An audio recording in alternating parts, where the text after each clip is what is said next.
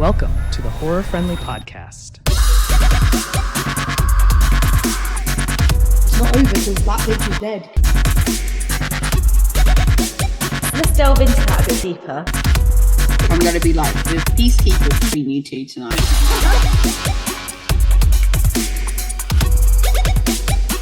Don't fuck with the original. Yeah, don't fuck with the original.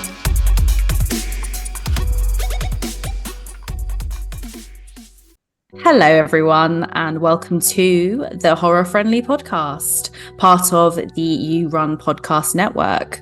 My name is Katie, and I am joined by my wonderful co-host, Chantal. Hi, Chantal. Hi. So we're going to be doing something a little different for you guys for the next month or so.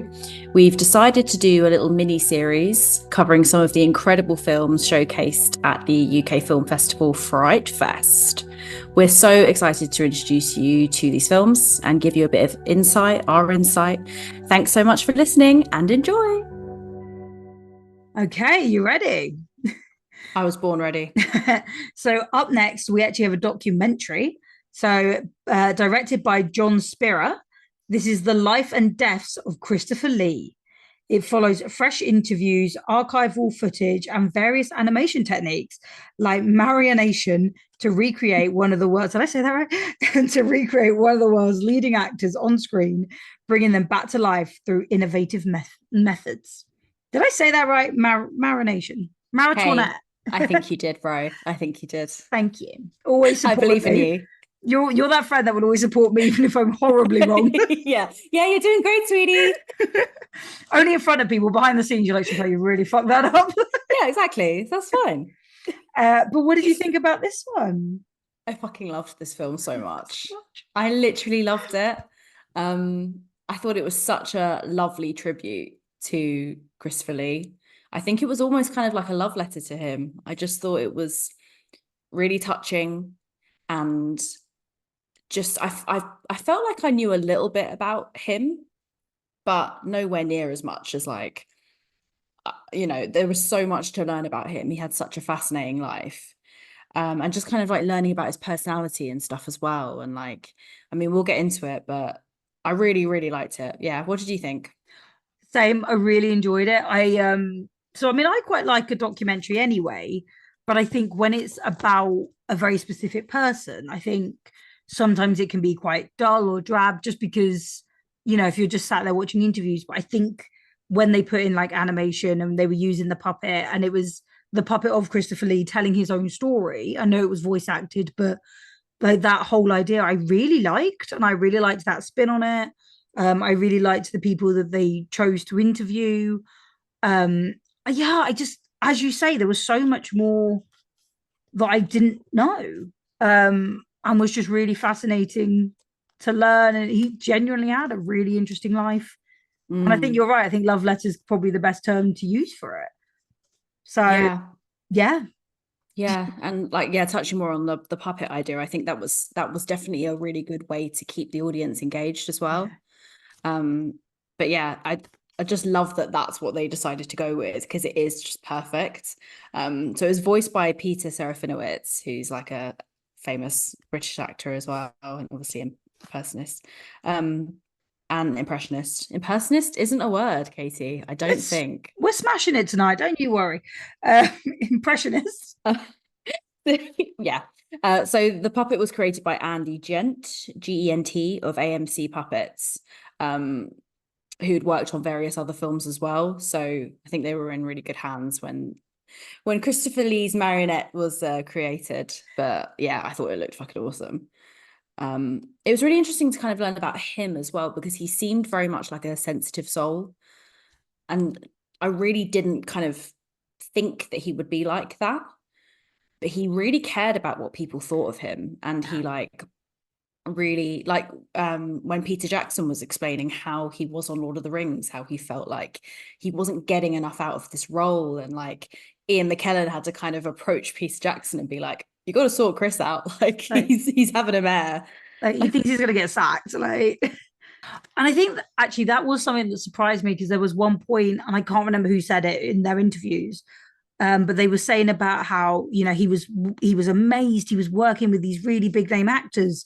And as they said, they were like, yeah, but he didn't ever seem to realize he was a big name. Sorry, he was working with big name directors. He didn't seem to realize he was a big name actor. And I think that was so incredible because, again, like, we see him as this incredible man who's been around for years. And I think that was another line that took really kind of stuck with me, actually, where it was like, he was a different like character or franchise for every generation. Like every generation seemed to associate him with someone different, a different character, which is incredible for your career. But I just think that was so true. But also we see him as this, you know, untouchable. Oh my God, he's this amazing actor. And he just thought of himself as just trying to do the job and do it well. And that was incredible. Yeah. Like, yeah, insane. And like him kind of, I suppose, you know, I'm guilty of it. Like when we spoke about, I know we talked about the 2006 Wicker Man, but we did refer to Christopher Lee when we were talking about it. And we kind of said like, you know, this is the guy in horror. Like this is the guy. But clearly, I mean, I didn't fucking know, but he hates being referred to. Like in that interview when someone referred to him as the king of horror, he was like, I am not the king of horror. That was amazing. But I think she, you know, I'm not going to slag someone off for trying to do their job, but I think she could have handled it and been like, well, what do you want to be remembered as? Because again, if one generation is remembering him as the king of horror, what does he want to be? And because I was like, oh, maybe he would prefer like the king of fantasy because he kept, you know, not his whole life, but a good like half of his life was leading up to Lord of the Rings, because he loved the books and everything. So I was like, I wonder if he'd have preferred that kind of memory, or if he just wanted to be known as, you know, like a good guy, or his charitable work, or his acting. Like, I just, you know, I wanted her to ask that question, like, what would you prefer? Like, yeah, that would have been so much better, because also I just felt like with her, she obviously wasn't listening to him. Like she said, oh, what films or roles are you proud of the most? And I don't think one was horror based. They're the ones that he mentioned. And then at the end, she just ends it with King of Horror. Like, you clearly haven't been listening to what he's just said. Like, she knew she was going to say that before the interview started. Well, that was the problem. Yeah. Yeah, true. He read Lord of the Rings, like when he was in hospital, he was obsessed with it. And he wanted the role of Gandalf, but then obviously, but the fact that he was so proud of it and so passionate about it, because sometimes you kind of think, all these big actors, they'll kind of just do a big franchise because, you know, it's money, like, you know, it's something to do. But it seemed like he was very, very passionate about that role, which I never knew. What I loved as well, and I think it was his son-in-law that was saying, I think, where it was like, where he had said, oh, get the word out, put it on the internet that I'm interested. So was that, like you say, it wasn't like they approached him. He was like, let them know I am in. And I think that was amazing. Because again, it's like, I mean, he was however many years into his career at that point and still being like, please consider me. And again, he was humble as fuck, apparently. So it's awesome. Who knew? And just going slightly back to like the horror industry and things, but I think we spoke about this on one of our episodes recently about typecast, and I think it's specifically bad in horror. I think it's very easy to be known as a scream queen or a scream king or the king of horror. Yeah. And I've always, I suppose when I was younger, I always used to kind of think that's such a cool title to have. But like, a lot of people wouldn't appreciate that. They don't want to just be known for one genre. And I think this is the problem with the horror world. I think that once you're in a couple of horrors, you do start to gain a bit of and he was in obviously all the Hammer films and things. So like there was a lot of like typecasting there. So it is difficult. It is. And I think he was lucky and again, like, you know, it could have gone any way. But I think what was funny was watching him in some of those earlier films was completely different to watching him in films now, because they were still in black and white. They were, you know, there was way less, as he said, like when he was in Star Wars, this CGI and everything was so new that it was opening up to all these different possibilities. So I think he was very fortunate that as he went through his career and all these changes started happening, he was able to roll with it and roll into new genres, roll into new roles. But again, like, we don't know if there's an actor nowadays who feels stuck in that genre. We don't know 50 years down the line if they're still going to be associated with one genre or be able to move on. And maybe it wasn't because of black and white color. Maybe there were other reasons, but I do think it is funny watching his earlier stuff, and it is like watching a completely different actor because because he learned more, he changed, and it's just incredible. Like, but again, he was willing to do the work and adapt and just be incredible. Yeah. So did you know about his metal band history? You know, it's one of those where I think I'd heard about it Yes. and never really looked further into it. And now I actually, as soon as I was like the Christmas one, I started laughing because every Christmas we do put on like heavier Christmas music just to take the piss. And now I need that album. You literally do. I can imagine that just blasting in your flat, literally. Yep. Absolutely, as we're drunk cooking Christmas dinner. Yeah, I love that part because like I think it was just something that was kind of known. Like I knew about it, but I didn't know the ins and outs of it. So like just him just fucking deciding to do that at 90 odd years old is just, it's just great. He obviously just had a lot of life and he wanted to try everything. And that's, I think, what really like was emphasized in the film, that like he just wanted to be known for kind of doing everything. Like I don't know if he wanted to be the king of anything. It was just that he was just good at everything. Just the king of everything. Yeah.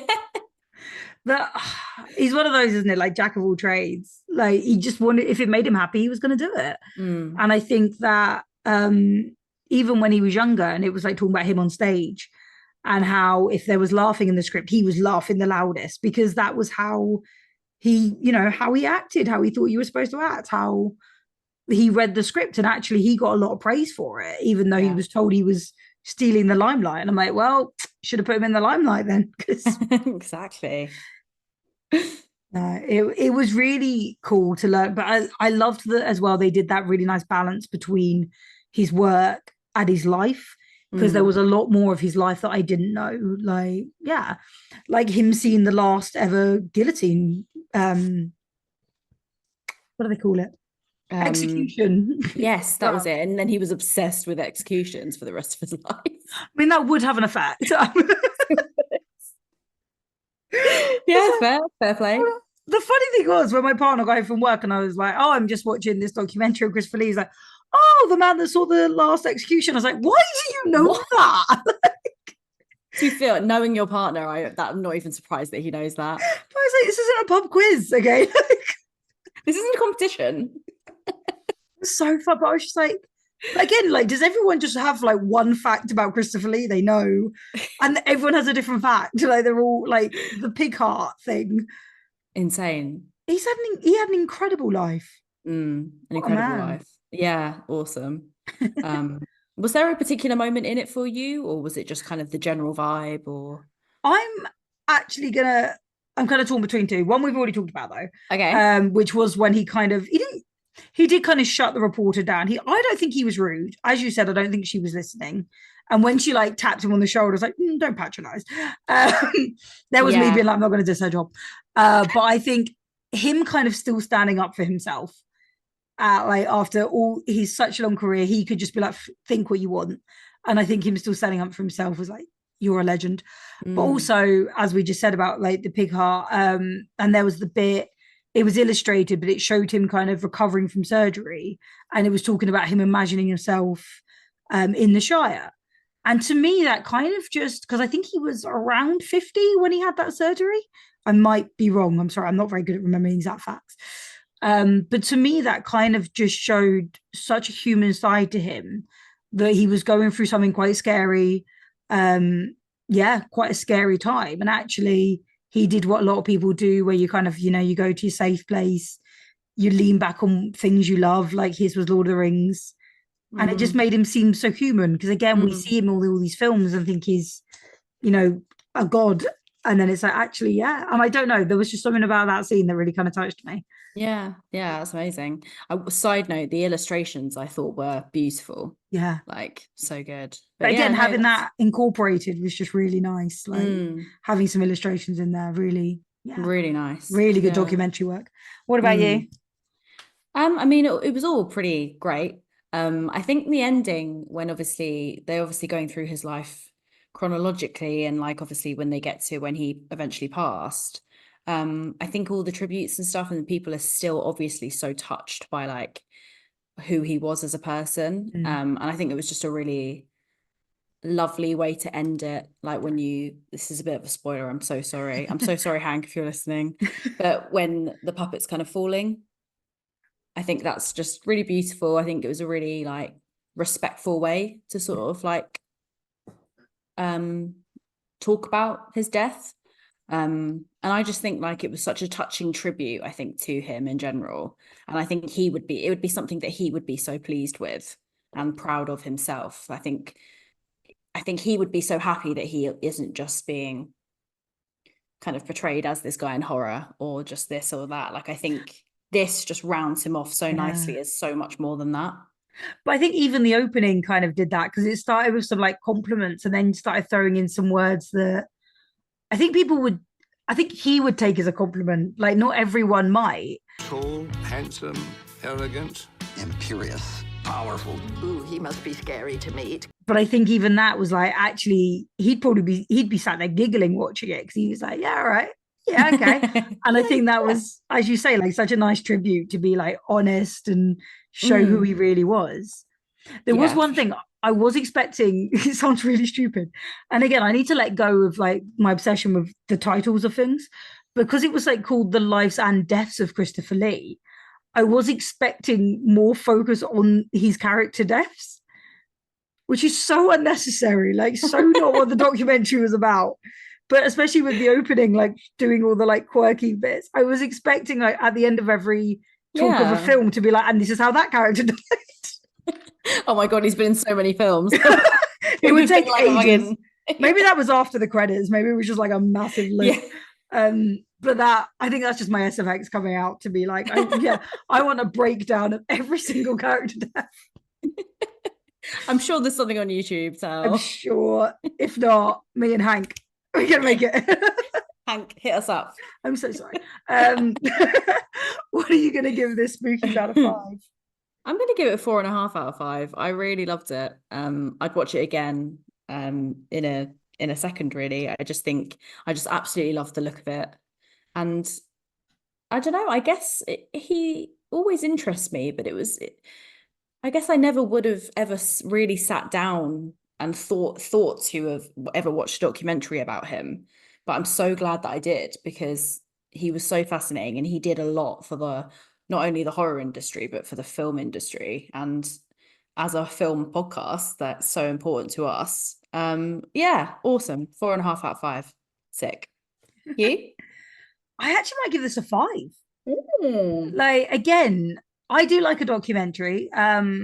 Typically I go towards like true crime, but this is why. So I was like, is a documentary about like one actor going to keep me engaged? And I was like, you could not pull me away. I've just riled off like so many different facts from this. And as you said, I want to watch it again. Yeah. I want to watch it with more people to be like, did you know this? Did you know this? And I think, as you said, like the whole look of it, I just really liked. And and again, I think I'm just copying what you said now, but like a love letter, and it was so respectful and so beautifully done.